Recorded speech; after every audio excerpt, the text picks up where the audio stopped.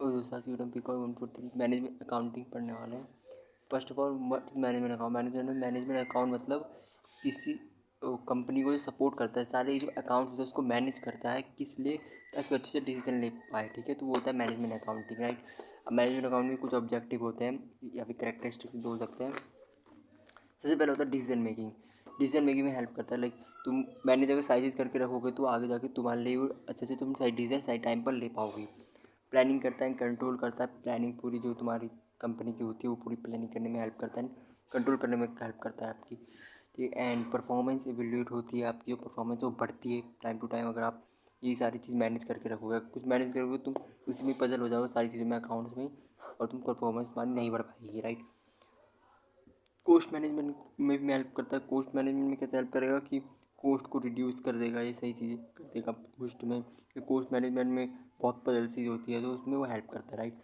Strategic management, strategy बनाते हो, तुम्हारा स्ट्रैटेजी बनाने में कोई भी सब चीज़ होगी तो सपोर्ट करेगा उसमें भी आपको, जो होता है मैनेजमेंट अकाउंट। उसके एडवांटेज क्या होते हैं, एडवांटेज वही सेम एज इट इज़ हो गया, improve decision making, better performance होती है आपकी, राइट। इनकी एफिशिएंसी बढ़ती है आपकी। स्ट्रैटेजिक मैनेजमेंट स्ट्रैटेजी होती है, फ्यूचर में फोकस रहता है कि कोई भी फ्यूचर में कोई भी तरह की चेंजेस आएगी तो उसमें तुम्हारे ये हेल्प करेगा। रिस्क मैनेजमेंट में काम करता है, रिस्क जो होता है उसको कंट्रोल करता है ये, ठीक है। अब what is cost control, cost is a managing and regulating cost, जो मैनेज और रेगुलेट करते रखता है कॉस्ट को, कि पहले डिटरमाइन कर लेता है लिमिट्स को। अगर कोई चीज़ बदलने वाली है कॉस्ट में तो पहले से डिटरमाइन कर लेता है। तो ये टेक्निक क्या होती है इसकी, बजटिंग, बजटिंग के आधार पे स्टैंडर्ड कोस्टिंग करता है, वेरिएंस एनालिसिस के थ्रू करता है, कोस्ट रिडक्शन आपकी कोस्ट रिडक्शन करता है, activity based concept costing, activity को के हिसाब से आपकी कोस्टिंग ये करता है, राइट। एडवांटेज, इंक्रीज प्रॉफिट, आपका प्रॉफिट बढ़ता है, इम्प्रूव इफिशिएंसी बढ़ती है, इम्प्रूव बजटिंग में भी हेल्प करता है। टेक्निक कोस्ट मैनेजमेंट, टेक्निक क्या होती है कोस्ट मैनेजमेंट की, फिर होता है एक्टिविटी बेस्ड कोस्टिंग, एक्टिविटी के हिसाब से कोस्टिंग निकालना। टारगेट कोस्टिंग, जितना टारगेट दिया क्या उतना इतना टारगेट हुआ है लोगों से, ये नहीं, इस हिसाब से कोस्ट मैनेजमेंट कोस्टिंग निकालना। लाइफ साइकिल कोस्टिंग, जो लाइफ साइकिल कोस्टिंग मतलब हर किसी की लाइफ को देखते हुए कोस्टिंग बना के रखना, वही सब चलते रहना कंपनी के हिसाब से। वैल्यू इंजीनियरिंग, वैल्यू के हिसाब से करना, कोस्ट बेस्ड एनालिसिस करके करना, और स्टैंडर्ड एनालाइजिंग और छोटा मोटा एनालाइज करके ये सारी कोस्ट मैनेजमेंट करना, सारी चीज़ होती है। Next, interest coverage ratio, what is interest coverage ratio. Interest coverage होता है कि हमें जो अर्निंग है वो सफिशेंट हो रही है या नहीं हो रही है पता करते हैं, कि इसका फॉर्मूला होता है EBIT upon interest expenses. Costing के टाइप क्या होते हैं, पहले तो ऑब्जर्वेशन कोस्टिंग मैन्युफैक्चरिंग में यूज़ होती है। वेरिएबल कोस्टिंग जो होती है वही फिक्स कॉस्ट के अलावा जो भी होती है वेरिएबल कोस्टिंग होती है। फिर जॉब कोस्टिंग होती है कि कोई प्रोजेक्ट है, कोई प्रोजेक्ट है, उसमें कोई कोस्टिंग आ रही है तो उसको हिसाब लगाना होता है ये। Analysis control of reserve, analysis control reserve क्या होता है, इसका होता है कि जो जो प्रॉफिट है उसको अलग से रखना, रिजर्व करके रखना, ताकि वो कंपनी में कभी काम आ सके, राइट। फाइनेंशियल स्टेबिलिटी रहती है आपकी उसमें भी। फाइनेंशियल स्टेबिलिटी मतलब आपका पैसा वैसा कभी जरूरत पड़ेगी तो आपको काम आएगा ये। रिस्क होगा कभी कुछ तो वो भी मैनेज करेगा। कंप्लाइंस, मीटिंग में कुछ खर्चे होता है वो भी इसमें आ जाते हैं। टाइप्स, टाइप्स में आता है जनरल रिजर्व आता है। जनरल मतलब जो डेली खर्च होता है वही हो गया। स्पेसिफिक रिजर्व होगा एक अलग से रखना, कुछ पार्टी वार्टी करना तो उसके लिए स्पेसिफिक रिजर्व। कैपिटल रिजर्व होगा कि अपने धंधे में पैसे डालना। कैलकुलेटिंग प्रॉपर्टी कैलकुलेट करते हैं, रेवेन्यू माइनस टोटल कॉस्ट कर दोगे कैलकुलेट आ जाएगा। कैलकुलेटिंग कॉस्ट को करना है, ये होता है एक्सपेंस होता है एक तरह का कैलकुलेट। दो तरह का, तो डायरेक्ट कॉस्ट और इनडायरेक्ट कॉस्ट। डायरेक्ट कॉस्ट मतलब जो आपको डायरेक्ट कॉस्ट आपकी सामान में लग रहा है, इनडायरेक्ट होगा जो बाहर के खर्च होते हैं सारे कैलकुलेट। टैक्सेस क्या, टैक्स में आता है इनकम टैक्स, सेल्स टैक्स। दो तरह के इनकम टैक्स बता, जो तुम अपने पैसे से जो लास्ट में गवर्नमेंट को पे कर दो। सेल्स टैक्स में आएगा जो सेल कर रहे हो उसमें जो GST लगता है वो हो गया। इंटरेस्ट उधर होता है simple interest, compound. Simple interest होता है जो सीधे सीधे चलता है, कंपाउंड जो तेज़ी से बढ़ता है। कन्वेंशनल इस्टेब्लिश मेथड, ये मेथड को इस्टेब्लिश करना एक कन्वेंशन कहलाता है। इसमें दो आता है प्राइसिंग डिसीजन में हमारे दो आते हैं इंटरनल फैक्टर। प्राइसिंग डिसीजन को बताओगे कि प्राइस डिसाइड करना चीज़ होगा, ठीक है। इसमें इंटरनल फैक्टर जो आ जाते हैं जो परेशान करते हैं इसको, वो होता है कोस्ट स्ट्रक्चर। हर किसी का अलग अलग स्ट्रक्चर होता है कोस्ट का। ब्रांड इमेज देख के हमें कोस्ट स्ट्रक्चर बनाना पड़ता है, टारगेट को देखते हुए हमें कोस्ट स्ट्रक्चर बनाना पड़ता है। एक्सटर्नल हो गया मार्केट की क्या डिमांड है, कंपटीशन क्या चल रहा है, वो कितने का दे रहा है, हमें कितने का देना है, ये सारी चीज़ें। इकोनॉमिक कंडीशन देखते हुए भी। रिस्पॉन्सिबिलिटी अकाउंटिंग क्या होती है, मतलब कि रिस्पॉन्सिबिलिटी देना अकाउंटिंग को में हम बहुत सारे मैनेज करते हैं, बहुत सारे लोग रखते हैं तो उनको दे देते हैं फिर। बिकॉज 142 मैनेजमेंट अकाउंटिंग पढ़ने वाले हैं, ठीक है। सबसे पहले मैनेजमेंट अकाउंटिंग क्या होता है? मैनेजमेंट अकाउंटिंग मतलब एक ऐसा प्रोसेस जिसमें आइडेंटिफिकेशन, मेजरमेंट, अकाउमुलेशन, एनालिसिस एक्सेट्रा सारी चीज़ें का डेटा जो है वो मैनेज करते हैं। क्यों? Why? Because to the profit of the business.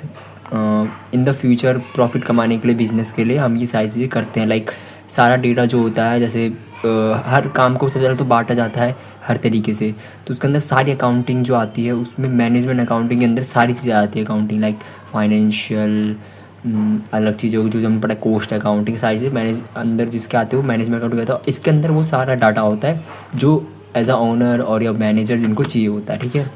अब क्या objectives of management accounting? Management accounting के ऑब्जेक्टिव्स क्या होते हैं? Helps in planning and formulating managerial process. Management में कोई पॉलिसीज़ लानी है तो उसके लिए जो कोई प्लानिंग और फॉर्मुलेटिंग होती है उसको हेल्प करता है ये सारी चीज़ें, ठीक है। Interpretation of financial data available. जो फाइनेंशियल डाटा अवेलेबल है उसको ठीक समय पर, ठीक टाइम पर किसी को चाहिए हो तो उसको देना, इंटरप्रेट करना, वो सारी चीज़ें होती है इसके अंदर।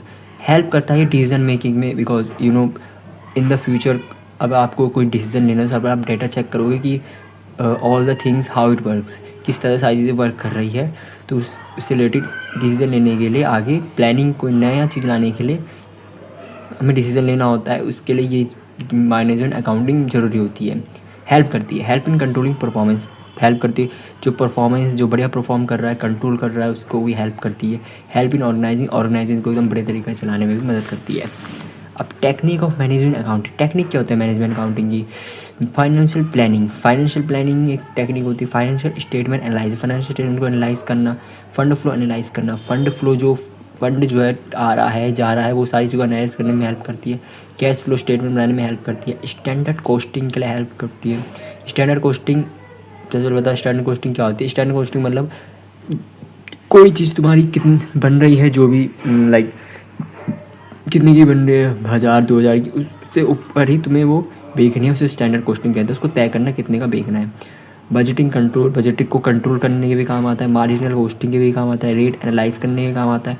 कॉस्ट बेनिफिट एनालाइज करने आता है। कॉस्ट बेनिफिट मीन्स अगर तुम कुछ मैन्युफैक्चरिंग कर रहे हो तो उसको कॉस्ट में किस तरह से बेनिफिट लाया जाए, कि कोई सामान रॉ मटेरियल खरीदो तो उसमें कुछ डिस्काउंट मिल जाए, सारी चीज़ कॉस्ट बेनिफिट एनालिसिस के अंदर आती है। स्टैटिस्टिकल एनालिसिस में हेल्प करता है, स्टैटिस्टिक तरीके से बनाने में। लाइक अगर कोई मैनेजर है या फिर कोई ऊपर ओनर है, ओनर को समझाना है तुम्हें कोई डेटा, तो स्टैटिस्टिक तुम डायरेक्ट उससे दिखाओगे तो आसानी से समझ जाएगा, उसको पूरी चीज़ जानने की जरूरत नहीं पड़ेगी। तो ये स्टैटिस्टिकली को हेल्प करता है क्रिएट करने में।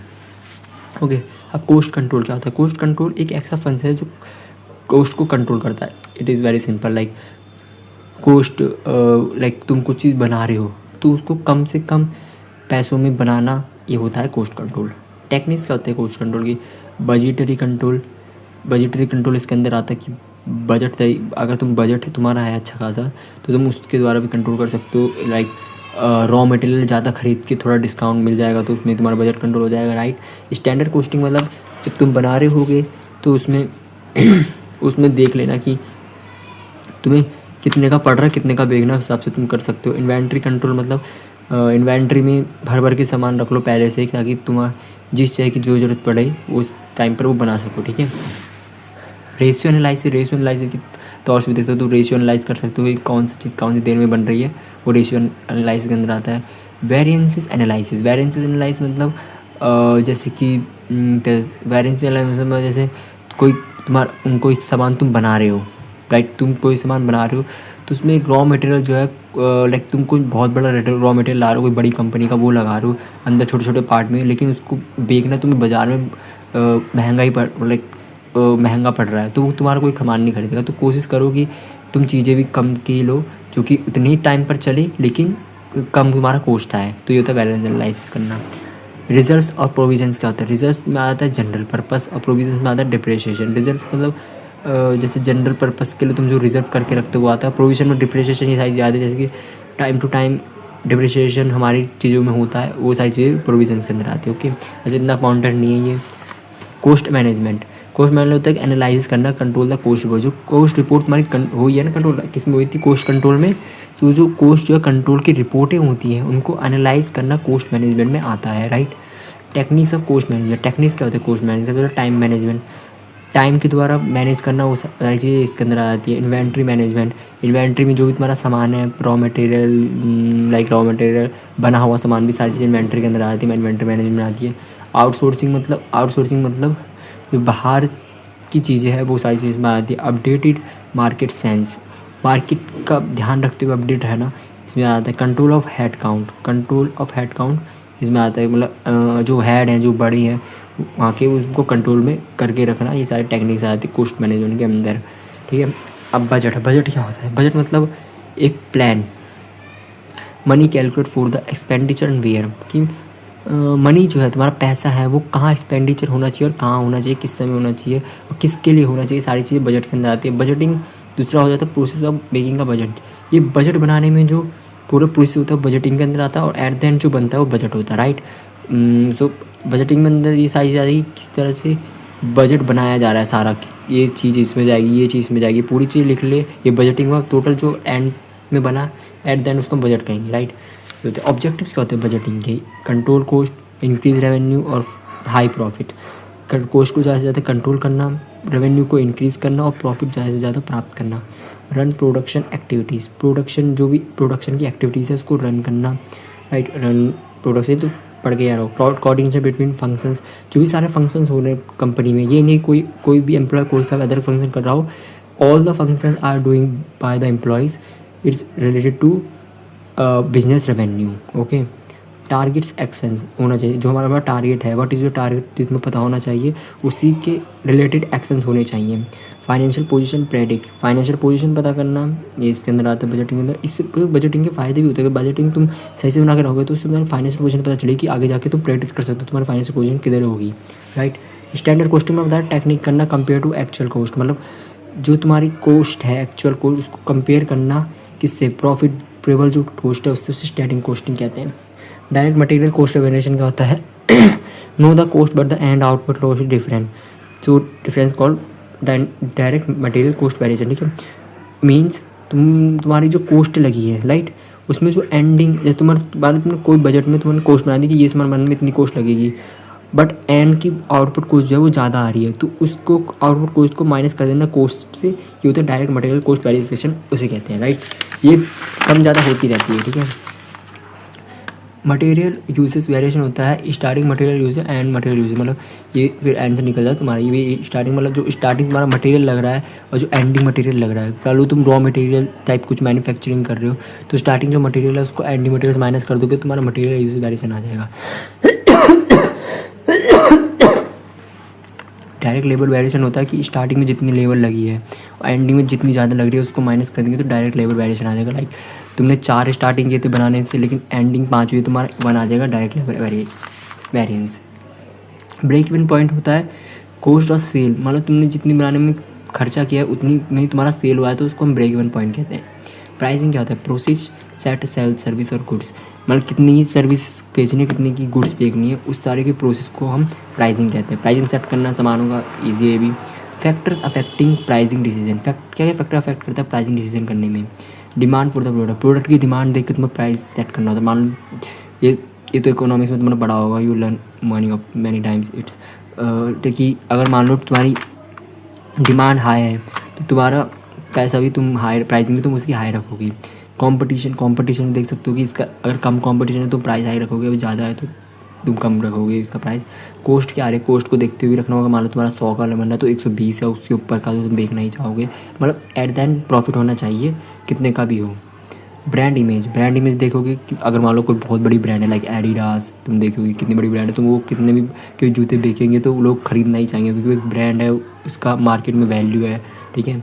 Stage of the product of life, stage भी डिपेंड करती है सबसे ज़्यादा।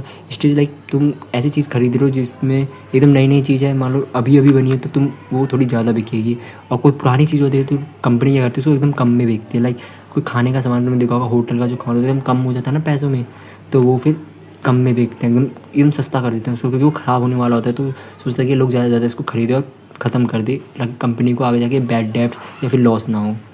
गवर्नमेंट रूल्स एंड रेगुलेशन, ये भी देखना होता है कि गवर्नमेंट के जो रूल्स और रेगुलेशन है किस सामान को लेके कितने हैं। जैसे कोई सामान तुम बेच रहे हो उसमें बहुत तगड़े रूल्स लगा के तुम चाहोगे कि तुम उससे रिलेटेड कोई दूसरा चीज़ बेचो, ताकि गवर्नमेंट के रूल्स इस ज़्यादा चीज़ों को, हमारे जो प्रॉफिट है उसको कम ना करें।